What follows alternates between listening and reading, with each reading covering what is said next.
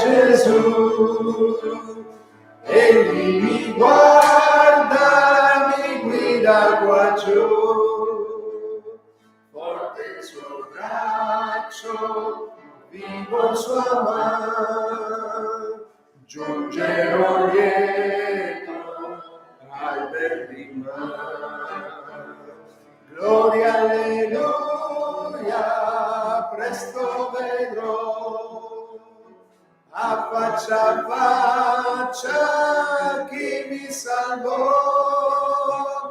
Vedo il Signore come egli è. Gloria, alleluia, vivo per te. Gloria, alleluia, santo Signore, 3 volte santo e ricco in amore, vivo sicuro nel suo volere, ricco di pace, ricco del bene. Gloria, alleluia, presto vedrò, a faccia a faccia chi mi salvò.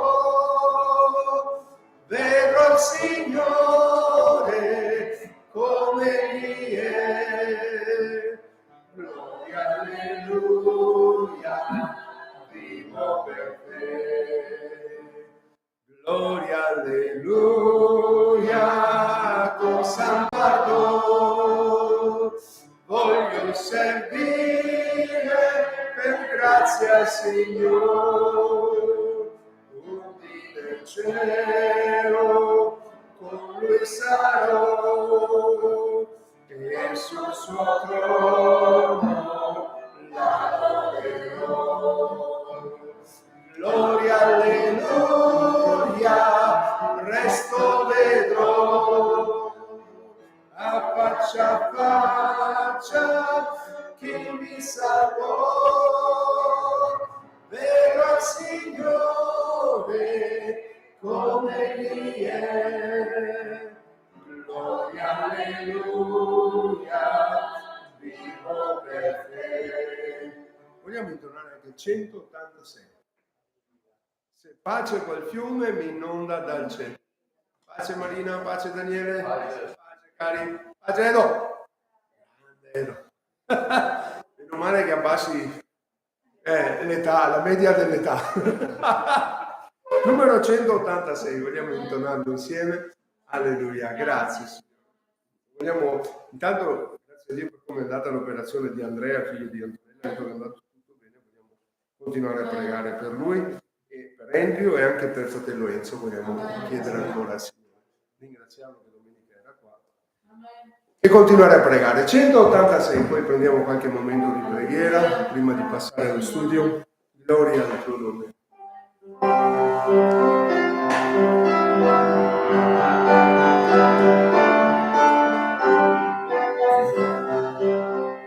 Se pace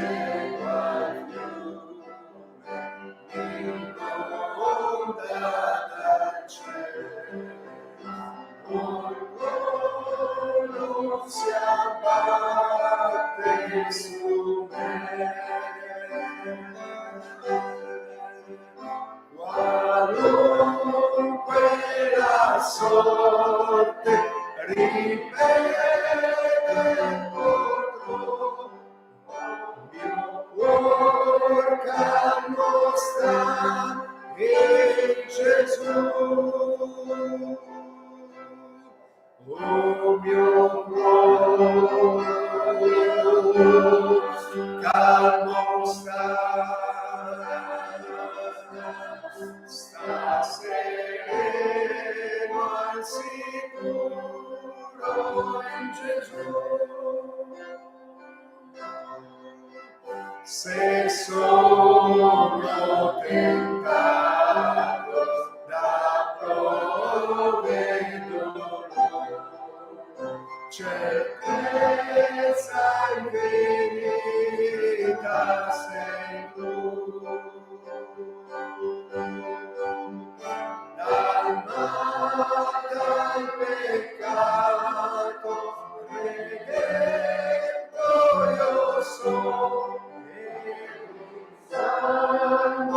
che ha sparso Gesù.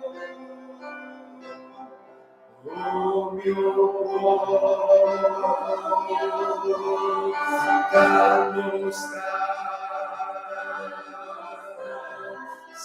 sereno al sicuro in Gesù.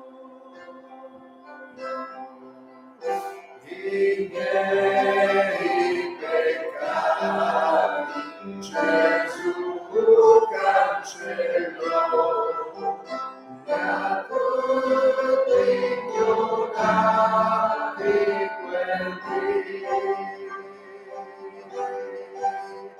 Lassù sulla croce, oh libero sono, e dolore e gloria a Gesù. Oh mio cuore,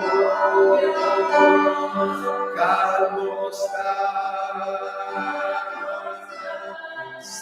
sereno al sicuro in Gesù. Or vivere Cristo, or vivere Cristo, sol Cristo per me. Se anche il Giordano passerò, non temo la morte, la prova andrò, sempre pace godrò in Gesù. Mio cuore calmo sta sereno al sicuro in Gesù. Ma il tuo ritorno, Signore, bramiamo, non morte ma gloria attendiamo. Non delicata voce, non trova dal cielo, beata speranza in Gesù. Oh mio cuore, calmo sta sereno al sicuro in Gesù. Gloria al tuo nome, gloria e lode al tuo nome, gloria e lode al tuo nome. Signore, ti adoriamo, Signore, ti adoriamo, ti lodiamo. Gesù, grazie, benedetto il tuo nome, benedetta la tua gloria, alleluia, quando la manifesti, gloria al tuo nome, santo è il tuo nome, santo, santo è il Signore. Ora da balada scende delle bene canarai andaya. Ora da caramaya da scende delle bene canarai andaya. Gloria al tuo nome, gloria, gloria al tuo nome. Ora de bene che de bene scanda la rabaya. Re di gloria, Re di gloria. Ti adoriamo, ti lodiamo, ti benediciamo, Signore. Alleluia, oh mio cuore, calmo sta sereno al sicuro in Gesù. Alleluia, alleluia, alleluia. Gloria al tuo nome, benedetto sei Gesù. Oh Dio d'amore, Dio d'amore. Ora la maracala da barashanda la baracala yandea. Ti adoriamo, ti adoriamo, ti adoriamo, ti adoriamo, Gesù, nostra rocca, nostro rifugio. Sei l'unico maestro, sei la via, alleluia, alleluia. sei la verità, sei la vita, Gesù, gloria al tuo nome, il tuo popolo ti adora, ti loda, ti benedice, Signore. Come potremmo non benedirti, non dire bene di te? Da te procede solo il bene, l'aiuto sempre pronto. Alleluia, alleluia, alleluia. Oh, grande che ne Signore, grazie, grazie, grazie. Sì, Signore, gloria al tuo nome, gloria al tuo nome. Signore, grazie, grazie, la tua presenza, la tua presenza. Signore, la tua presenza, alleluia. Signore, ti ringraziamo stasera, ti lodiamo, Signore. Grazie per la tua fedeltà, Signore. Grazie ancora per Andrea, per questo giovane. Signore, come hai guidato tu le cose, ti chiediamo di benedirlo, Signore. Lui e la sua famiglia, Signore. Anche per Enzo, Signore. Noi continuiamo a ringraziarti per quello che vediamo, Signore. Signore, quello che vedremo, perché quando la tua Chiesa prega, tu muovi la tua mano, Signore. E vogliamo dirti grazie. Grazie per ognuno di noi, anche per Andrew, Signore, per quello che tu stai facendo, Signore. E stasera, Signore, cominceremo questo studio sulla famiglia e vogliamo chiederti che tu possa benedire ogni famiglia della Chiesa di Castelfranco, Signore. Signore, giovane o meno giovane, Signore, che quello che diremo, che tu ci farai capire, Signore, perché lo strumento è quello che è, ma tu, Spirito Santo, sei colui che fa capire le cose. Signore, possa essere qualcosa di particolare, possa essere una testimonianza, Signore. Una luce, Signore, in questo mondo dove la famiglia viene sminuita se non rifiutata, Signore. Possiamo ancora dire che con te, Signore Gesù, si può. Con te si può ogni cosa. Signore, davvero, metti in libertà anche i tuoi figli che possono essere presenti o che possono seguire da casa, Signore. Noi ti preghiamo, Signore. Dacci le idee chiare su ciò che tu hai voluto fin dall'eternità, Signore. Signore, se non cambi tu idea, non siamo noi a doverla cambiare, Signore. Grazie, grazie per quello che ci darai ancora stasera. Guidaci, Signore, veramente dacci un cuore aperto, Signore, per ricevere quello che la tua parola ci insegna, Padre. Grazie, grazie perché tu sei fedele e lo farai nel nome prezioso di Gesù. Amen, amen, amen. Amen, cari, accomodatevi.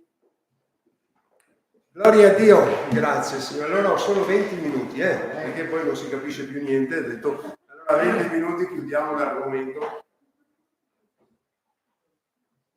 Forse ve l'ho già detta, no? Che ogni tanto a casa i miei figli adesso non lo fanno più. Ma una volta diceva papà, una domenica, oggi hai battuto tutti i record. Perché mi cronometravano le prediche, quanto lunghe le facevo. Adesso è passata.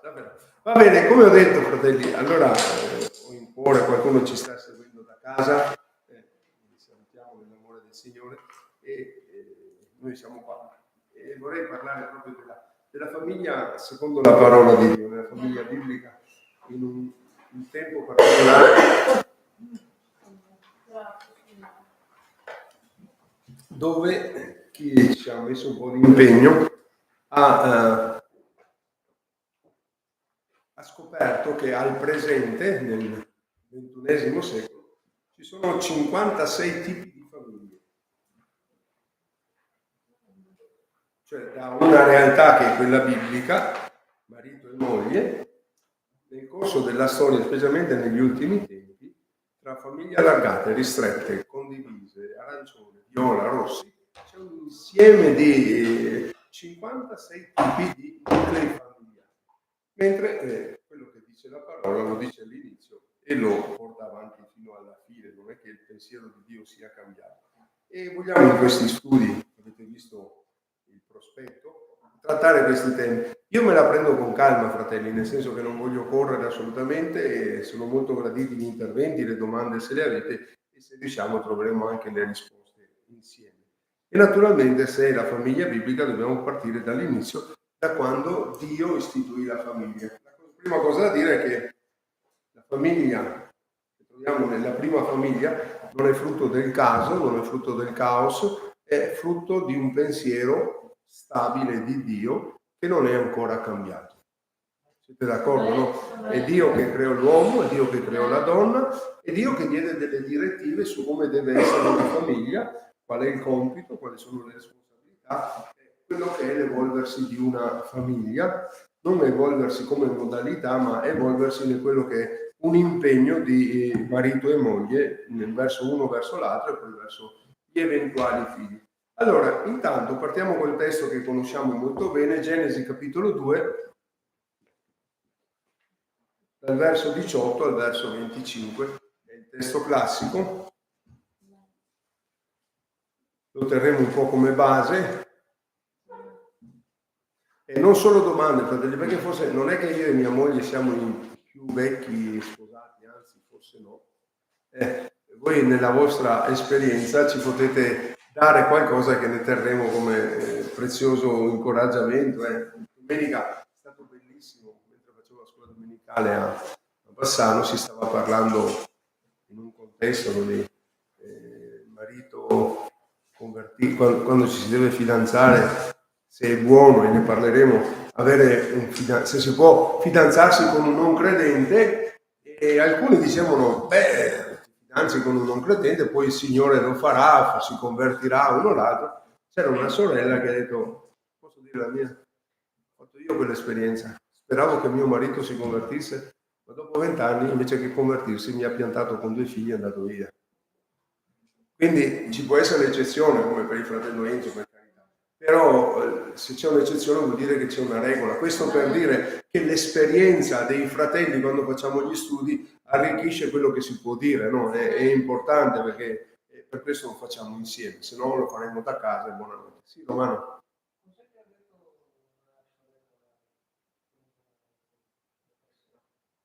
Suo marito. Ah sì, quella sorella che sta la domenica, è venuta una sorella da passaggio. Sì, quella di Taranto? Sì, bravo, che il marito non è convertito, ha detto io ho fatto questo lavoro e adesso. No, ma ha detto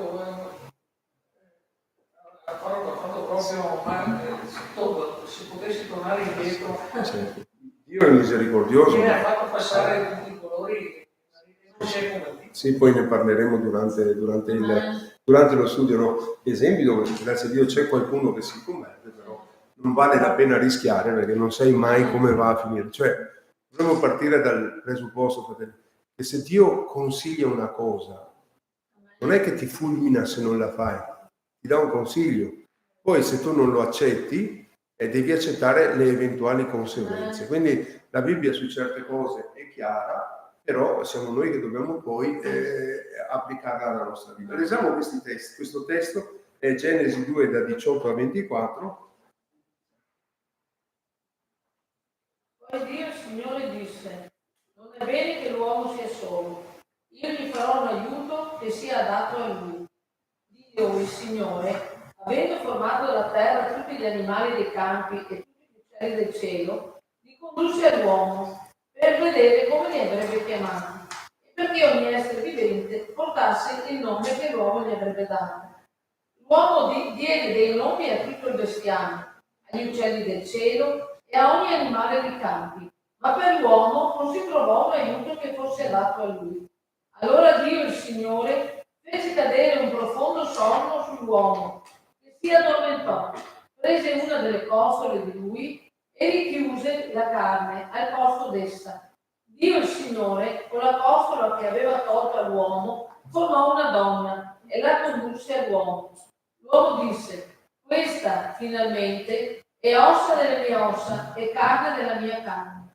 Ella sarà chiamata donna perché è stata tratta dall'uomo. Perciò l'uomo lascerà suo padre e sua madre e si unirà a sua moglie e saranno una stessa carne. Anche 25, sì. L'uomo e sua moglie erano entrambi nudi e non ne avevano vergogna. Quello che ho detto prima, fratelli, della scelta del fidanzato, l'eventuale marito, è uno dei consigli, perché poi ce ne sono anche da sposati che Dio dà come consigli, per questo ne parliamo, e non è solo quello è l'inizio. Quindi l'origine della famiglia, come ho detto, non fu casuale, ma abbiamo visto qua, visto che c'era solo Dio e Dio ha scritto come è andata, al di là di tutto quello che possono dire le persone, Dio ha creato l'uomo, poi ha creato la donna e l'ha fatta con uno scopo molto particolare. intanto con delle componenti chiare. Seguitemi. Genesi 1, il 20, verso 27, ci dice come Dio ha costituito la famiglia. È superfluo dirlo fra di noi, però come ho detto prima, quelle 56 componenti familiari non sono quelle che ha voluto Dio. Dio, la famiglia è composta, e anche per noi marito, moglie ed eventuali figli. Siete d'accordo? Questo è la componente della famiglia. In Italia si discute se 2 uomini sono famiglia, se 2 donne sono famiglia, se un uomo e 2 donne sono famiglia e viceversa. Per la Bibbia la famiglia è uomo, donna e eventuali figli, perché i figli li dà il Signore, non è frutto della nostra fatica, nel senso è qualcosa che Dio ci dona. 1,27. Dio creò l'uomo a sua immagine, lo creò a immagine di Dio, li creò maschio e femmina. Ecco, questo è il prototipo della famiglia. Quindi ribadiamo, l'ha voluta lui così, chi siamo noi da cambiarla? Si può modificare, ma non troveremo mai l'appoggio di Dio. Non è vero che basta amarsi, perché è sempre un amore difettato, ci vuole un uomo, una donna, e eventuali figli. In 1 Timoteo 2,15 dice una cosa,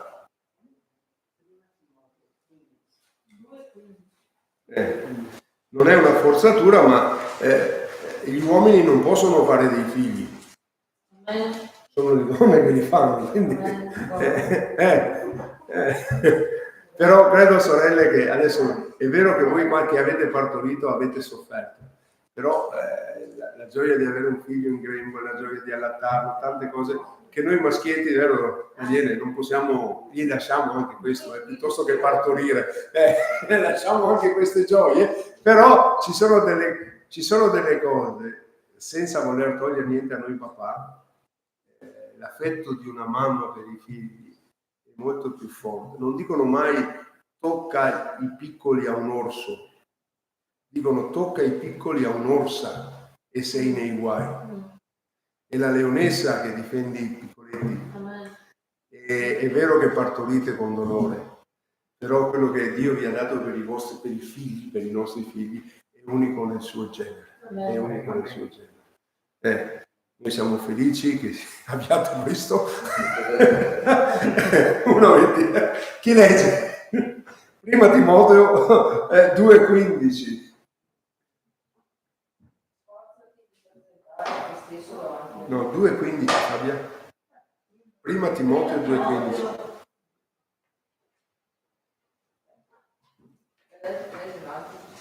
No, dai, ti aspettiamo. Tuttavia sarà salvata partorendo figli, se persevererà nella fede, nell'amore e nella santificazione.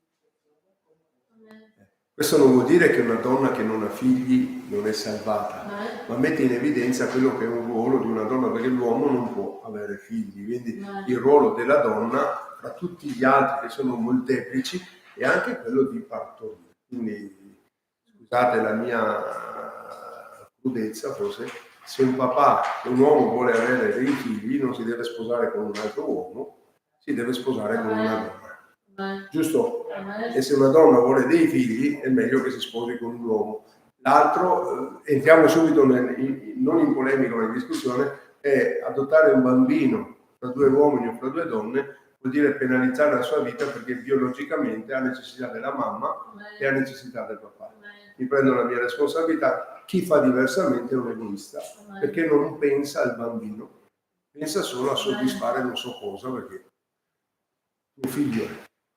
Mentre se lo adotti in quella maniera, parlo in quella maniera, non in altre maniere dove, grazie a Dio per quelle coppie che adottano i figli quando non possono averli, o anche se ne hanno li adottano, sono ammirevoli, ma nell'altro caso già sono nel peccato quando si uniscono fra 2 sessi uguali, puoi avere anche dei figli, non è quello che Dio vuole. Quindi la donna ha questo compito che l'uomo non vuole.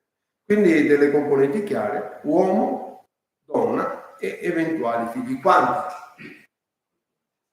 Cubi, quanto basta? Nel senso, Salmo 126 dice beato chi ne ha la faretra piena, però c'è chi si deve fermare a uno, chi invece, scusate, ve lo dico con molta serenità, ne fa tanti, però poi costringe gli altri ad accudirli. Noi abbiamo conosciuto delle famiglie di neocatecumenali che avevano 10 figli, 12 figli, perché per loro dicevano bisogna avere tanti figli, però poi quando ti fai i tuoi figli li devi dare in mano ad altri, o devi chiamare gli assistenti sociali, devi costringere i nonni a fare le cose, perché i nonni devono fare i nonni, non i genitori. Cioè ci sono sempre, ma... E allora credo che Dio ci dia la saggezza di poter non pianificare per arricchirsi o fare carriera, ma pianificare col buon senso di poterci anche stare dietro. È vero che i figli non fanno carità, però non è neanche giusto avere tanti figli, se mi ricordo lo dico, è da mettere in difficoltà o dover avere necessità degli altri. Il Signore ce li dà perché i figli, adesso lo vedremo, sono nostri, non sono degli altri. Dio li dà a noi, non all'asilo, non alla scuola, non alla società, Dio li dà a noi. Non voglio dire devono essere 2, 3, 4, 5, non lo voglio dire. Ognuno sa quello che può, chiede aiuto al Signore e il Signore dà. Siete d'accordo? Infatti Dio non dice dovrai avere 3 figli, 1 figlio, 3, 6. Io penso che il record è 24 fratelli di un fratello della Chiesa che aveva, la mamma ha avuto 24, questo è il numero top che ho sentito, 24 parti. Povera donna, sì, ma poveri anche la famiglia che li deve accudire. È vero che una volta...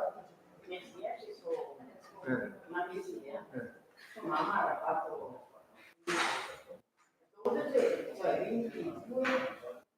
22 parti? 22 parti, spiega anche Sì, quindi non dico quanti o non quanti. Il Signore ci aiuti, perché dice, cosa da dire? A sentire. No, e anche a buon senso, perché nella Bibbia, in seconda Timoteo, dice che chi non è in grado di sostenere o badare a quelli di casa sua rinnega la fede. Quindi il Signore ci aiuti. Non vogliamo entrare nel merito di non avere figli perché dobbiamo fare carriera, li faremo dopo, o vogliamo tanti figli per farci vedere. Il Signore ci aiuti ad avere buon senso, perché è una cosa che il Signore ci dà. Certo che i figli, almeno in quel tempo, erano l'INPS nostro, perché i figli dovevano provvedere ai genitori. Adesso invece sembra che i genitori devono sempre provvedere per i figli. Poi vedremo anche questo. Allora, va bene, con questa famiglia con componenti chiari e anche aveva degli scopi chiari. Genesi 1, 28 e Genesi 2, 15. Lo rileggiamo. Genesi 1, 28 che dice cosa doveva fare Adamo ed Eva. Potete intervenire tranquillamente. E Dio li benedisse. E Dio disse loro, crescete e moltiplicate, e riempite la terra, e rendete la sofferenza, e dominate sui pesci del mare, sugli uccelli del cielo, e sopra ogni animale che si muove sulla terra. E anche il 2,15, Hermes, visto che sei là. 2,15, L'Eterno Dio prese dunque l'uomo e lo pose nel giardino dell'Eden perché lo lavorasse e lo custodisse. E l'Eterno Dio diede all'uomo questo comandamento: mangia pure liberamente del frutto d'ogni albero del giardino, ma del frutto dell'albero della conoscenza del bene e del male non ne mangiare, perché nel giorno che tu ne mangerai, per certo morrai. Allora, i 2 compiti sono chiari, no? Uno di riempire la terra, essere fecondi, e mi sembra, abbiamo fatto 8 miliardi, sono tanti al presente, no? Però Adamo ed Eva ebbe una discendenza, non solo Caino e Abele, poi Abele morì, ci fu Sete e così via, c'è una discendenza, è quello che Dio aveva stabilito per loro che procreassero, ma poi anche questo discorso del lavorare la terra. Il lavoro non è la maledizione del peccato, perché Dio li ha messi sulla terra non a girare i pollici, ma a gestirla. Il lavoro non è una brutta cosa. Il lavoro è qualcosa che Dio ha stabilito per tutti noi. Io lo dico sempre, nel giardino dell'Eden, Adamo ed Eva avevano degli hobby, il l'hobby loro era quello di accudire il giardino, stare attorno a quello che doveva essere, no? Poi è arrivato il peccato e quindi c'è scritto tu mangerai con il sudore della tua fronte. Però questo per passare un pensiero, non pensiamo che non lavorare sia un lusso, perché quando sei giovane, se non hai qualcosa da fare, lo vediamo, non è che sia una bella cosa la società che vediamo adesso dove non tanti lavorano, non puoi lavorare prima di 18, di 20 anni, dove non sai neanche cosa vuol dire faticare. Il lavoro non è una punizione di Dio. La cosa bella è pregare il Signore che ci dia il lavoro che ci gratifica. Sì. Vabbè, sì, no, è vero. Pensa, una persona che fa bene il suo lavoro gli viene gratificato riconoscendo quello che fa. Poi è logico, il lavoro ci serve per vivere e non viviamo per lavorare. Sono sempre gli equilibri della nostra vita, fratelli, che dobbiamo comprendere. Però quello che vogliamo dire è che il lavoro lo aveva già pensato prima del peccato Dio. Aveva dato qualcosa da fare a noi. Non ha messo là, stai sull'amaca tutto il giorno, apri la bocca, viene giù il melograno, no, devi fare qualcosa, e questo ci permette anche, lo dico così in maniera leggera, anche di manifestare le nostre caratteristiche. Oggi abbiamo visto, con mia moglie, quando trovavo una sorella in casa di riposo, e abbiamo visto una donna di 60, quanti anni aveva? 74 anni. E cos'erano quelle cose? Ricami, Dani. Questa donna fa di quei ricami e tu rimani a bocca aperta. Ci ha fatto vedere una tigre, un ricamo di una tigre con le sfumature degli occhi fatte a filo. Io neanche i pantaloni sono cuciti.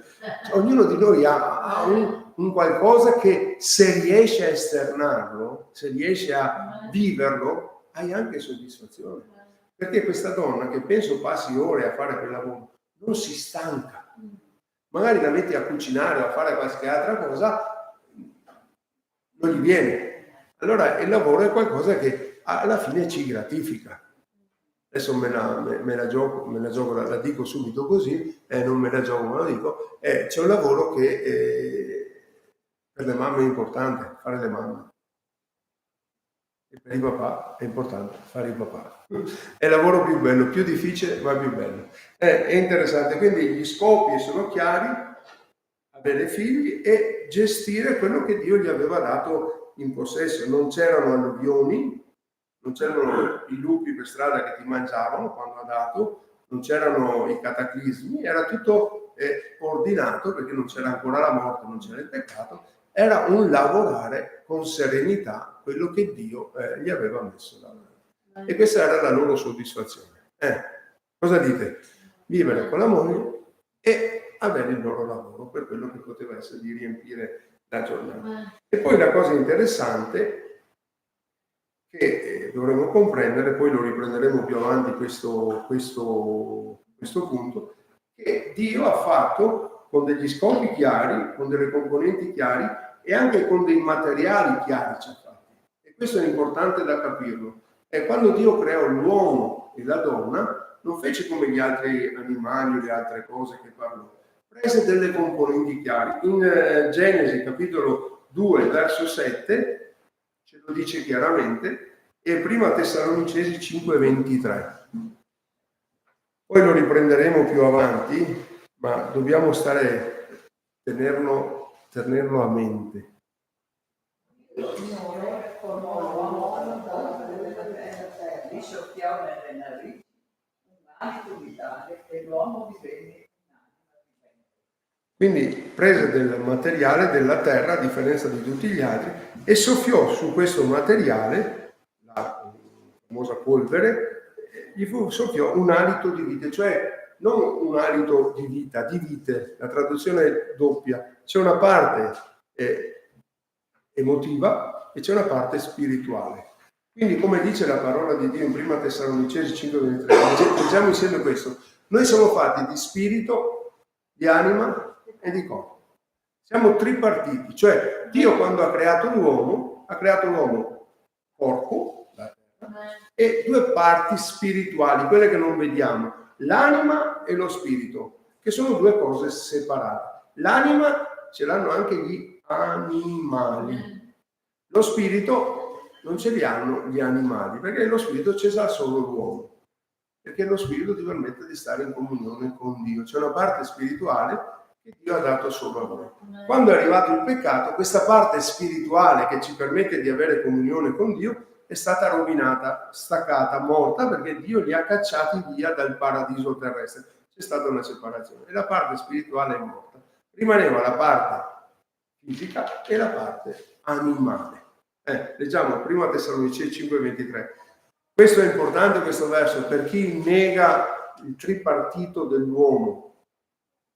Ci sono alcuni che dicono no, l'uomo è solo carne e spirito. No, l'uomo è spirito, anima e corpo.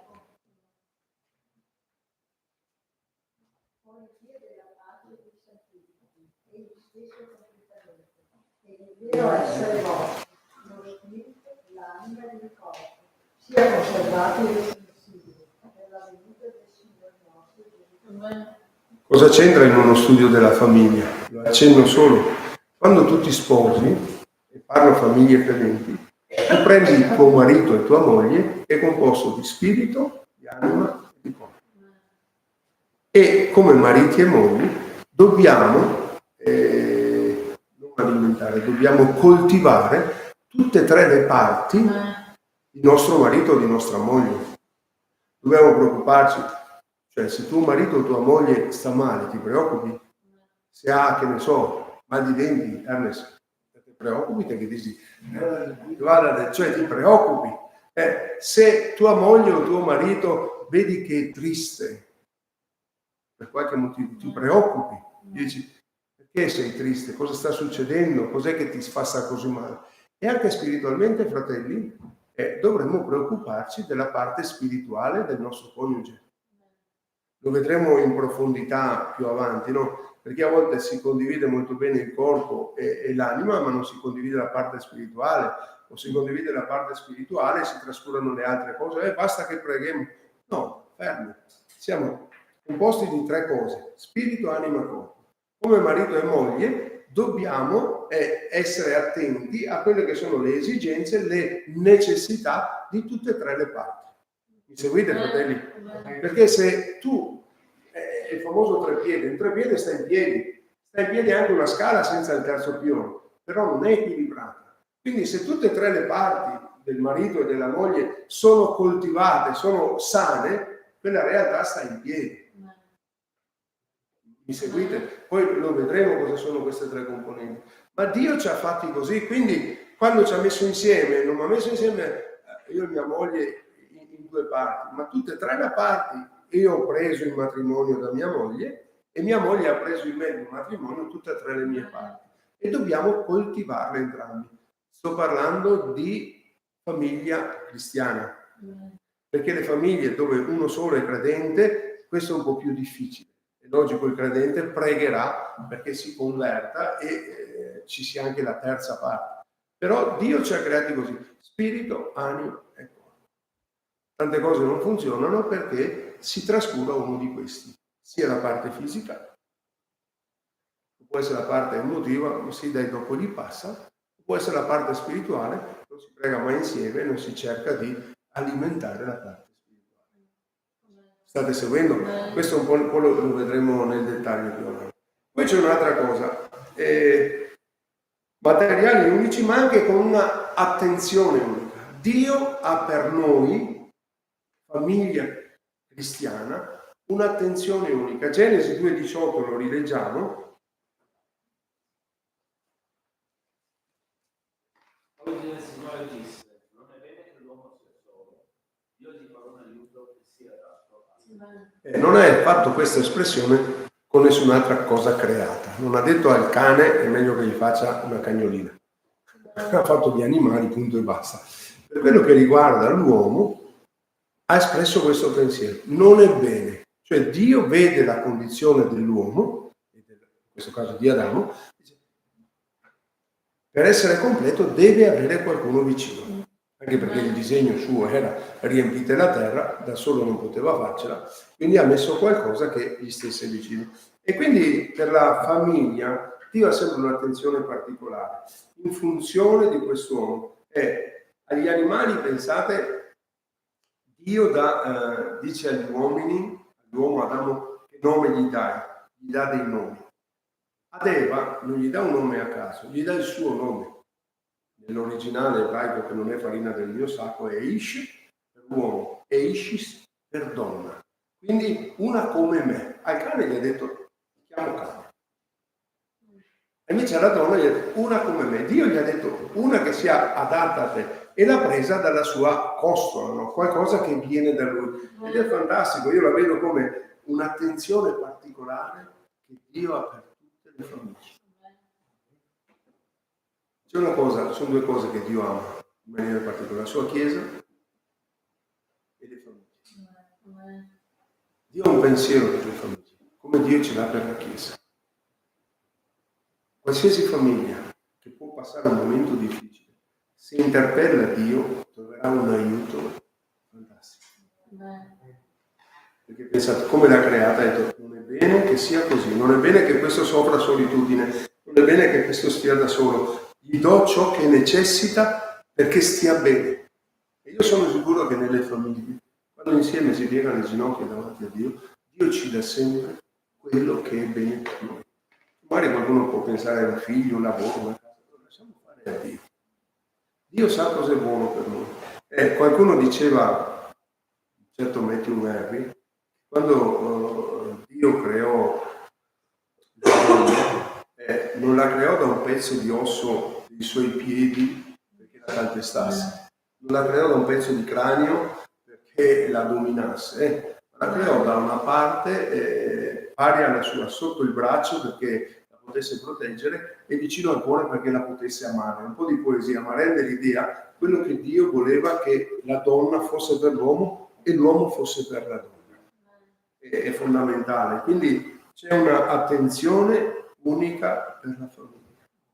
Io lo dico dopo un po' di anni di fede, ma me lo dite anche voi, che quando una famiglia vuole trovare in Dio l'aiuto, trova un alleato potente.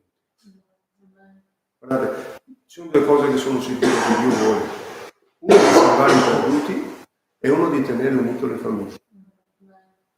Perché questo è espressamente scritto nella parola. Dio vuole che tutti siano salvati. Dio vuole che nessuno separi quello che Dio ha unito. Se c'è il desiderio per la Chiesa dei perduti, Dio lo farà. Per l'unità della famiglia, se marito e moglie non vogliono, Dio lo farà. Parlo di credenti. Cosa dite? Avete mai passato momentini difficili? Che l'unica soluzione non era il consultorio familiare, era inginocchiarsi insieme e chiedere: Signore, ci aiuti? Signore, non voglio avere ragione, voglio avere il tuo aiuto. E il Signore arriva. E quando non vogliamo insieme piegarci, che allora ognuno prende le sue strade, le sue iniziative. Ma Dio è un aiuto sempre pronto in mezzo alle famiglie, e specialmente nell'ultimo periodo, fratelli. Anche le famiglie della Chiesa hanno delle grosse difficoltà. Pensate, non salto di palo in frasca, ma siccome credo che siamo vicini agli ultimi tempi, che non so quando finirà, ma dice che negli ultimi giorni le persone vieteranno il matrimonio, cioè non daranno più considerazione al matrimonio. E preghiamo che questo non arrivi mai dentro la Chiesa, cioè che per noi il matrimonio, la famiglia sia ancora qualcosa, come si dice, di sacro, di importante, che ha ancora valore. Cosa dite? La famiglia è quello che il Signore ha istituito e continua ad essere. Bene, ho finito 20 minuti, tutti svegli? Vabbè, posso andare avanti ancora. Allora, poi c'è anche un'altra cosa che Dio ha creato quando ha fatto Adamo ed Eva, che la famiglia, fratelli, è bravissima. Che la famiglia, cioè marito e moglie, non solo hanno dei materiali unici con cui sono stati creati, con un'attenzione unica di Dio verso questa famiglia, verso in pratica Adamo, dandogli qualcosa di meraviglioso che era Eva, e poi hanno anche una intimità unica. Voi ve lo insegnate, se non ve lo dico io, che l'intimità che c'è fra marito e moglie non dobbiamo e non vogliamo averla con nessun altro. Non solo intimità sessuale, intimità fisica, ma anche intimità di quello che è condivisione delle cose. Penso che sono delle cose che diciamo fra marito e moglie, non sono i segreti della cassaforte, ma cose personali che io non direi mai a qualcun altro, non li condividerei mai con qualcun altro, che sono cose personali, cose nostre, no? In Prima Corinzi, capitolo 7, i primi 2 versi.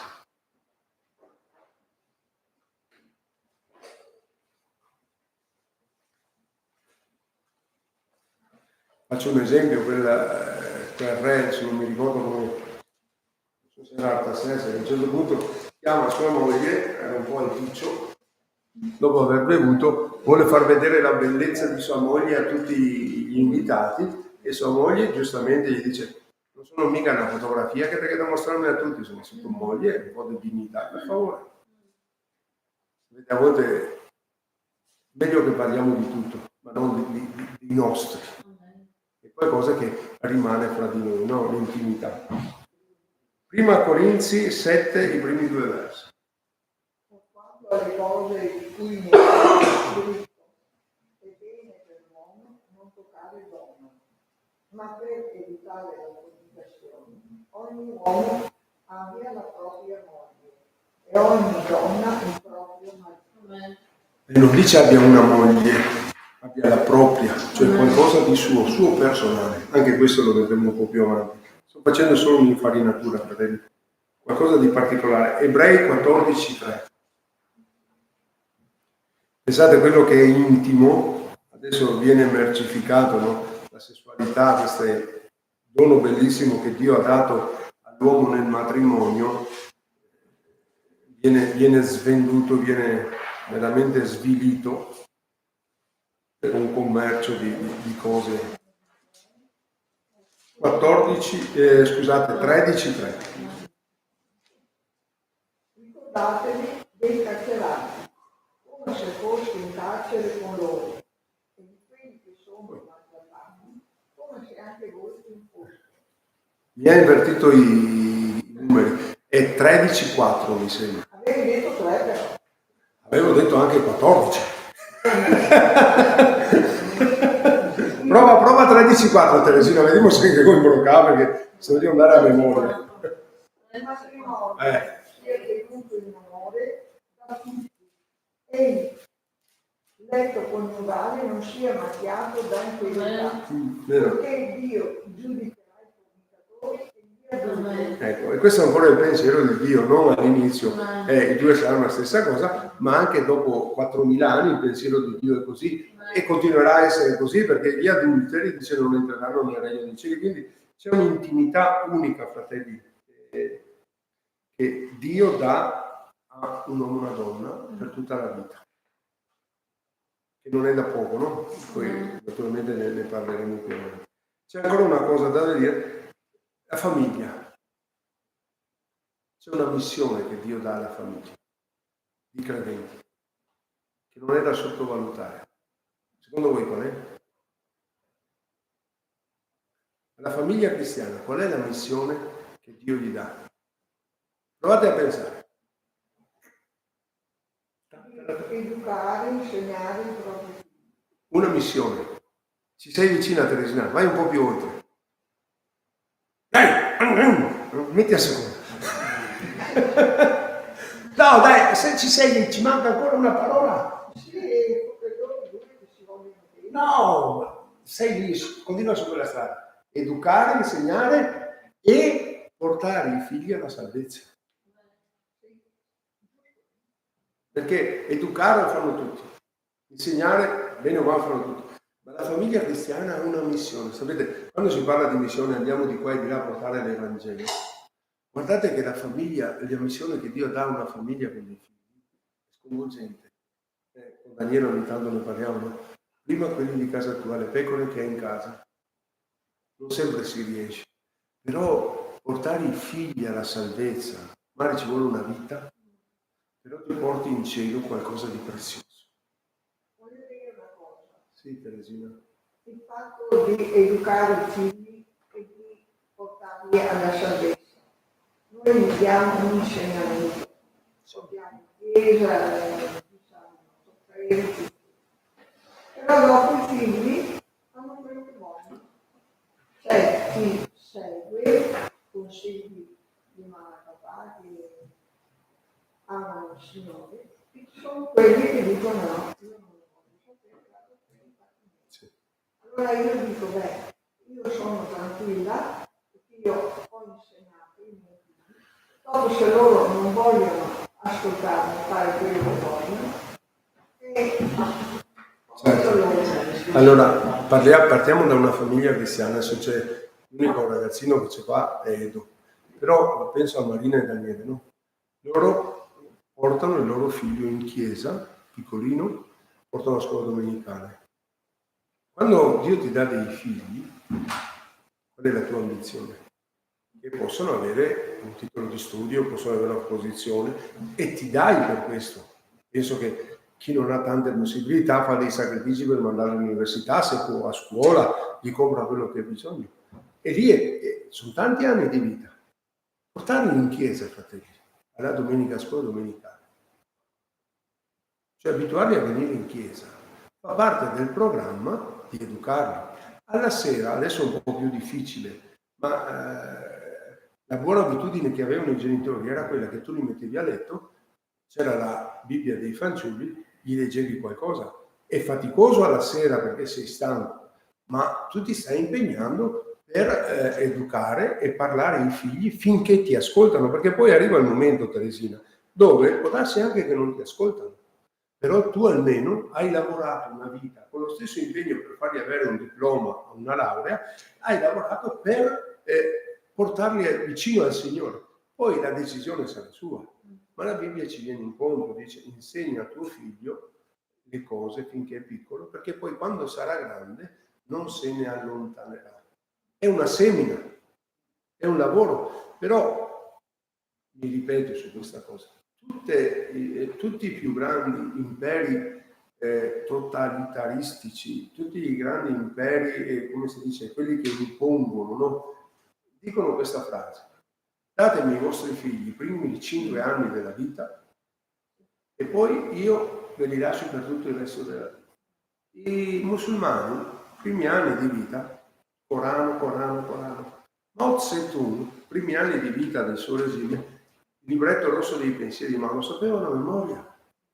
Ma i cattolici prendono i bambini, le dottrine, gli oratori, cosa erano mirati? Senz'altro a fargli del bene, ma a insegnargli le verità del cattolicesimo. Perché quello che tu insegni a un bambino mentre è piccolo è come un hard disk, no? Quello del computer. Dio ce li dà vuoti i bambini. Cioè non c'è nessun bambino malvagio che nasce. Non è che uno nasce malato di malvagità, è quello che magari vive. E così anche noi, quando Dio ci dà dei figli, la prima preoccupazione non è sarà calciatore, anche se papà è un tifoso di calcio, avrebbe voluto. Però la prima preoccupazione è: Signore, aiutami a portarli più vicino a te possibile. Costa fatica. Adesso dovranno portare a casa Edo, domattina a Zettarli, tante cose. Però quando li porti in chiesa, almeno gli stai dando un futuro spirituale, e ve lo posso garantire perché lo viviamo noi sui nostri figli, anche un futuro sociale, perché al di là che sanno dov'è il limite, la coscienza loro, anche se non sono convertiti, ma è risvegliata da quello che c'è dentro. E poi possono avere delle amicizie che non se le dimenticano. Pensate, l'anno scorso, 2 anni fa, una persona che non frequenta più la chiesa, ma ha portato i suoi figli agli scout, ritrovando tutti i vecchi amici di Padova che avevano fatto gli scout insieme. Noi abbiamo 2 figli in chiesa, che un ragazzo che non frequenta più dice: mio amico è quello che ho avuto in chiesa. Perché nella chiesa, grazie a Dio, con tutte le nostre imperfezioni, ma c'è un'amicizia sincera. Trovi delle persone che non hanno nessun interesse se non quello che gli viene dato della parola del Signore. So che è fatica a portarli, So che a volte dobbiamo dire finché te vedi 8 anni, comandomi, cioè vieni in chiesa. Però vi posso garantire, e lo dico da quel po' di esperienza, che se tu desideri portarli in chiesa e loro magari tirano un po' indietro, il Signore ti darà sempre delle opportunità perché Lui li incoraggia. Posso raccontarlo io o lo racconti tu? Lo racconto io. Curavamo una comunità a Trevignano qualche tempo fa e andavamo il sabato pomeriggio e ci portavamo i ragazzi perché erano ancora piccolini, e uno in particolare diceva non voglio vedere, no, lascia in casa, voglio andare. Mia moglie diceva stai tranquillo, vedrai, fa sempre così Daniele, il Signore è sempre benedetto. Non preoccuparti che il Signore, se tu vieni, ti darà motivo di rallegrarti, avrà qualcosa per te. Allora solitamente mangiavamo una pizza, qualcos'altro, quella sera insomma stavamo tornando a casa un muso lungo così perché non c'era successo niente, stavamo passando vicino a Montebelluna, a un certo punto era notte, in mezzo alla striscia di Mezzaria cosa c'era? Un batuffolo bianco così, messo là. Era un coniglio leone, come si chiama? Testa di leone, fermo là. Allora mi sono fermato, e nel frattempo che mi fermo lui va nel ciglio della strada, non c'è nessuno intorno, lo prendo, lo metto dentro. Beh, vi posso garantire che l'armonia dentro la macchina era cambiata. E allora dici, vedi, il Signore ti ha provveduto, ti ha dato la gioia. Perché è così? Quando tu dici li incoraggi, non li minacci, ma li stimoli, vedrai che il Signore qualcosa ti darà. Ti darà un nuovo amico, ti darà qualcosa. Fratelli, è dura, però lavoriamo per i nostri figli. È una missione unica. E dopo, quando abbiamo fatto tutto, come dicevi tu Teresina, abbiamo il cuore libero, anche se ci dispiace non vederlo. Quanti ragazzi si sono convertiti, o uomini, al funerale dei genitori perché non hanno mai voluto saperne, però poi il Signore arriva perché Dio è fedele. O si sono convertiti dopo anni, dicono quando ho 18 anni vado via da casa, e il Signore gli tocca 19 anni e 12 mesi.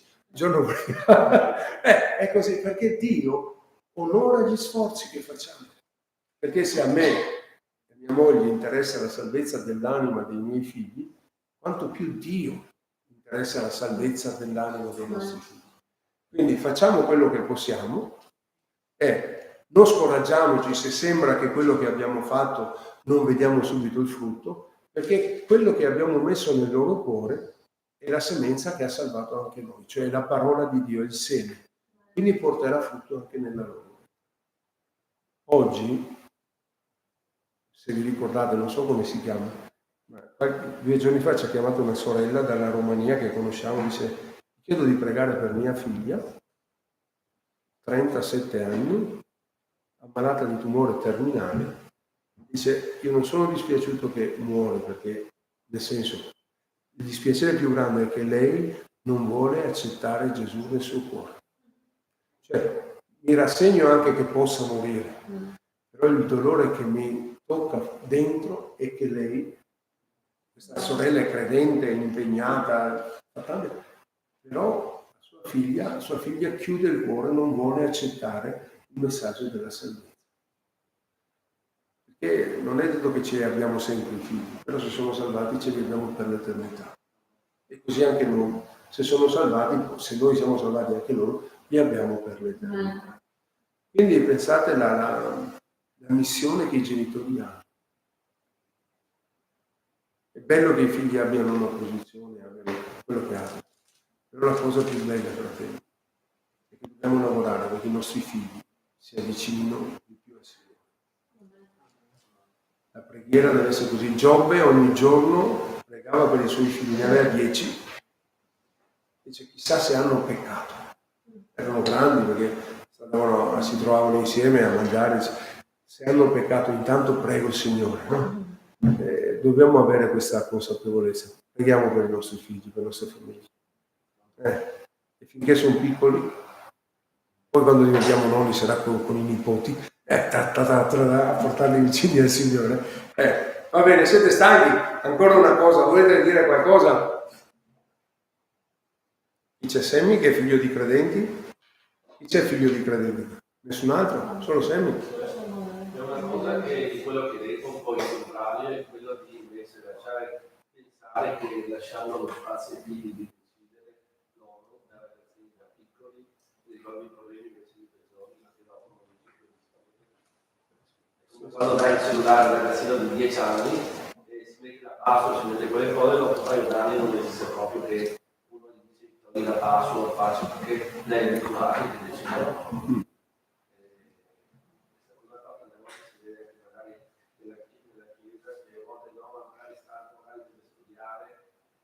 Magari c'è l'occasione con i giovani o cosa, oppure la scuola domenicale, ma alzarsi presto la mattina, vabbè, non è il nostro caso perché però il fatto di alzarsi, di frequentare i ragazzi della chiesa, i bambini della chiesa è importante.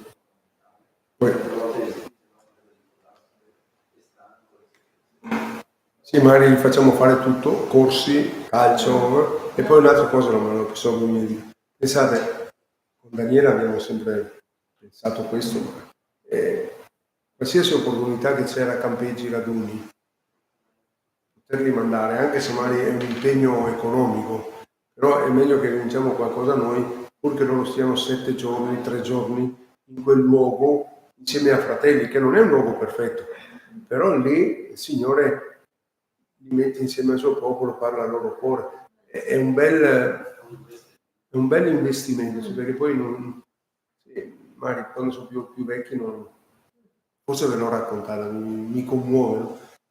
2 anni fa viene un ragazzo che avrà 18 anni, entra dentro in chiesa a Bassano, e lì eravamo io e Daniele, stavamo facendo un lavoretto lì, dice: Pastore Beppe, posso entrare dentro la stanzetta qua? Stanno facendo qualcosa. E va dentro, viene fuori con gli occhi lucidi. E cosa c'è? Mia moglie. Sai, mi ricordo quando ero piccoletto e venivo qua dentro tutto quello che abbiamo fatto. Perché è quello che vivono da piccoli. Poi se lo ricordano. E vi posso garantire, fratelli, nella Chiesa, credo, quello che so io, ai bambini non insegniamo nulla di male e di sbagliato. È qualcosa sempre per il loro bene. E sti bambini se ne ricordano. Come i bambini soffrono le violenze da piccoli e se ne ricordano, così poi i bambini si ricordano anche il bene che ricevono nell'ambito della Chiesa. Grazie a Dio per le monitrici e i monitori che seguono i nostri figli. Guardate, il Signore vi benedica perché è un lavoro, non è da poco, stare dietro ai bambini. E quello che state facendo, si sta facendo per i bambini è fantastico. È bello, lavori per loro che poi si ricordano. Prego, hermano. Ancora 2 minuti, sapete, poi andiamo a casa.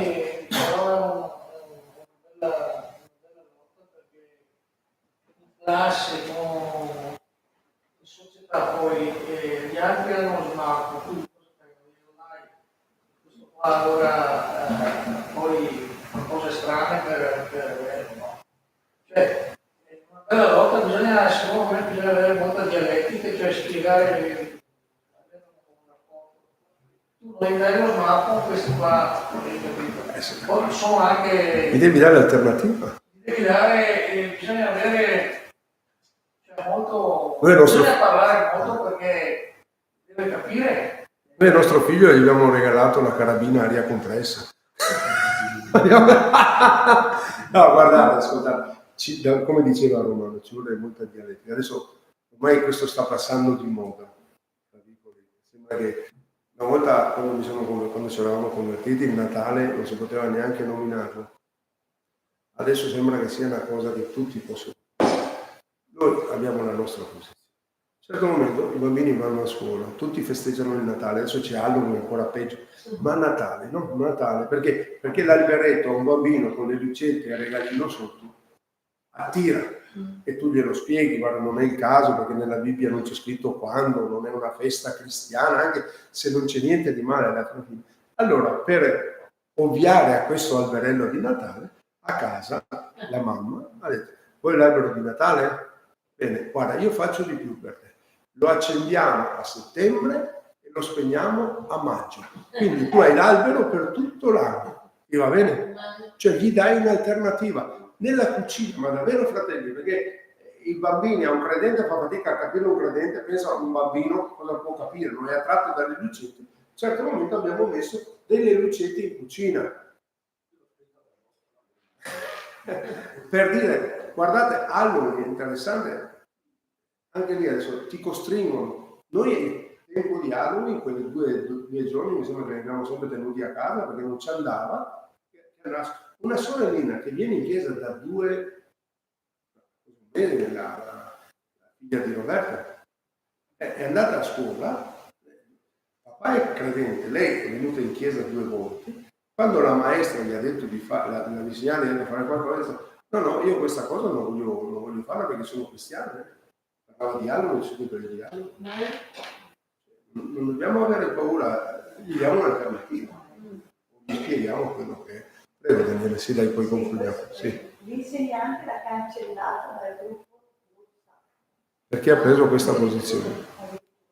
Devo dire una cosa, io ringrazio il Signore che non sono genitori di adolescenti adesso. Sì, diverso. È veramente una cosa, bisogna pregare tanto, perché mentre noi avevamo delle alternative abbastanza accettabili, abbastanza accettabili dai ragazzi, dal bambino, no? Che ne so, il giorno di Halloween noi andiamo a facciamo in montagna. Invece dell'altro facciamo una stima, andiamo a un anno da un catolico di Atrelli con quelle palline lì, era molto più semplice.